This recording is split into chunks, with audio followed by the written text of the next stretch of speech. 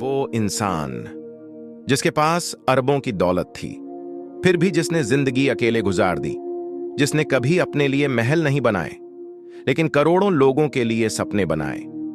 आज आप जानेंगे उस इंसान की कहानी जिसने साबित कर दिया कि असली अमीरी पैसे में नहीं, दिल में होती है। ये कहानी है रतन टाटा की। दोस्तों, आज की ये कहानी सिर्फ एक बिजनेसमैन की नहीं है। ये कहानी है एक ऐसे इंसान की जो अरबपति होकर भी सबसे सादा जिंदगी जीता रहा, जिसने सफलता को कभी घमंड नहीं बनने दिया और ताकत को हमेशा सेवा बना दिया। आज हम जानेंगे रतन टाटा की वो सच्ची कहानी जो किताबों में बहुत कम मिलती है। रतन टाटा का जन्म 1937 में हुआ, एक बहुत बड़े और अमीर परिवार में, लेकिन उनका बचपन खुशियों से भरा नहीं था। जब वह बहुत छोटे थे, उनके माता पिता अलग हो गए। एक मासूम बच्चे के लिए यह दर्द बहुत गहरा होता है। उन्हें उनकी दादी ने पाला, घर बड़ा था, सुविधाएं थीं, लेकिन माता पिता का प्यार नहीं था। रतन बचपन से ही बहुत शांत थे, कम बोलते थे, अकेले रहते थे और बहुत गहराई से सोचते थे। पढ़ाई के लिए वे अमेरिका गए, आर्किटेक्चर और इंजीनियरिंग की शिक्षा ली।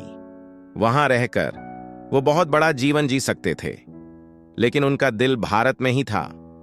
वे वापस लौट आए अपने देश के लिए कुछ करने के लिए।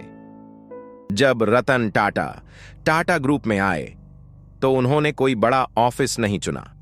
उन्होंने फैक्ट्री के अंदर जाकर मजदूरों के साथ भट्ठी के सामने काम किया। पसीने में भीगे कपड़े, तेज गर्मी, भारी मशीनें, 12 से 14 घंटे की शिफ्ट। कई लोगों को पता भी नहीं था कि यह वही इंसान है जो एक दिन पूरे टाटा साम्राज्य का मालिक बनेगा। लोग उनका मजाक उड़ाते थे, कहते थे, यह बच्चा क्या संभालेगा इतना बड़ा बिजनेस। लेकिन रतन टाटा चुपचाप सीखते रहे, काम समझते रहे और खुद को मजबूत बनाते रहे। 1991 में उन्हें टाटा ग्रुप का चेयरमैन बनाया गया, लेकिन उनकी राह आसान नहीं थी। कंपनी घाटे में थी। वरिष्ठ लोग उन पर भरोसा नहीं करते थे। लोग कहते थे, यह टाटा ग्रुप को डुबो देगा। इसी बीच एक बहुत बड़ा अपमान हुआ जब टाटा ने अपनी कार बनाने का सपना दुनिया के सामने रखा तो एक विदेशी कंपनी ने सार्वजनिक मंच पर भारत और रतन टाटा का मजाक उड़ाया। पूरा हॉल हंस रहा था, भारत को नीचा दिखाया जा रहा था। रतन टाटा कुछ नहीं बोले, लेकिन उस रात एक अरबपति इंसान अपने कमरे में अकेला बैठा था और उसने खुद से बस एक बात कही, अब जवाब मैं शब्दों से नहीं, काम से दूंगा। रतन टाटा का सपना था हर मध्यम वर्गीय भारतीय परिवार की अपनी कार हो। लोग फिर हंसे, 1 लाख की कार, यह नामुमकिन है। लेकिन कई सालों की मेहनत के बाद टाटा नानो बनी। नानो भले ही व्यापार में बहुत बड़ी हिट न हो, लेकिन उसने भारत की आत्मा को जगा दिया। दुनिया ने देख लिया, भारत कुछ भी कर सकता है। इसके बाद रतन टाटा ने जगुआर और लैंड रोवर जैसी दुनिया की बड़ी कंपनियां खरीद लीं। वही विदेशी कंपनियां जो कभी भारत पर हंसती थीं, आज टाटा के नीचे काम करने लगीं। यहीं से पूरी दुनिया ने मान लिया, रतन टाटा सिर्फ बिजनेस लीडर नहीं, वो एक युग निर्माता हैं। आज भी इतने सालों के बाद रतन टाटा का सपना रुका नहीं है। हाल ही में जब टाटा ने अपनी आइकॉनिक कार टाटा सिएरा को नए अवतार में लॉन्च किया तो यह सिर्फ एक कार की वापसी नहीं थी, यह एक लीगेसी की वापसी थी। 1990 के दशक में सिएरा भारत की शान थी और आज इलेक्ट्रिक अवतार में वो भविष्य की पहचान बन चुकी है, जहां पूरी दुनिया महंगी इलेक्ट्रिक गाड़ियों की बात कर रही है। वहीं टाटा ने एक बार फिर दिखा दिया कि फ्यूचर सिर्फ अमीरों के लिए नहीं, भारत के आम लोगों के लिए भी है। ये वही सोच है जो कभी टाटा नानो के पीछे थी। बस फर्क इतना है, तब सपना सस्ती कार का था और आज सपना है शुद्ध, स्मार्ट और आत्मनिर्भर भारत का। और इसके पीछे आज भी वही सोच है, देश पहले, मुनाफा बाद में, रतन टाटा की सोच। अब आती है वो बात जो रतन टाटा को एक महान इंसान बनाती है। 2008 में 22 नवंबर का आतंकी हमला हुआ। ताज होटल जला, लोग मारे गए। रतन टाटा खुद पीड़ित परिवारों से मिलने पहुंचे। उन्होंने सिर्फ मुआवजा नहीं दिया, उन्होंने कहा, आज से इन बच्चों की पढ़ाई मेरी जिम्मेदारी है। जिनका कमाने वाला चला गया, उनके परिवारों का खर्च टाटा उठाता रहा।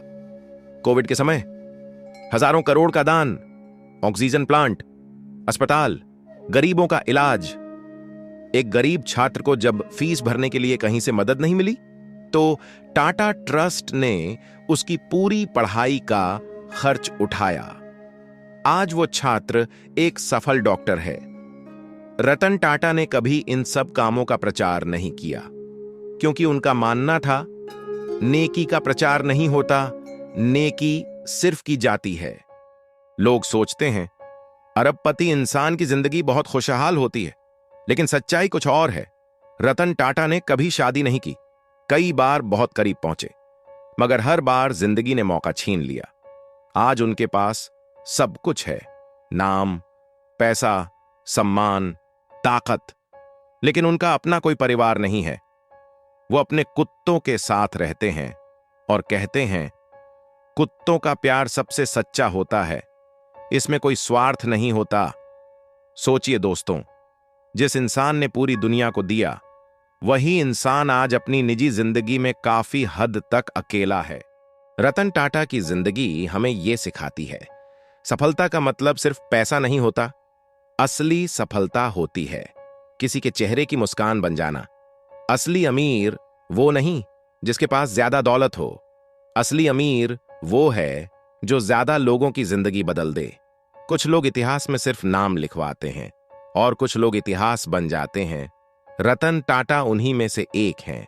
अगर यह कहानी आपके दिल को छू गई हो, तो इसे उस इंसान के साथ शेयर करें जो जिंदगी में हार मान चुका हो। वीडियो अच्छा लगा हो तो लाइक करें। ऐसी सच्ची और प्रेरणादायक कहानियों के लिए चैनल को सब्सक्राइब करें। मैं फिर लौटूंगा एक और सच्ची कहानी के साथ।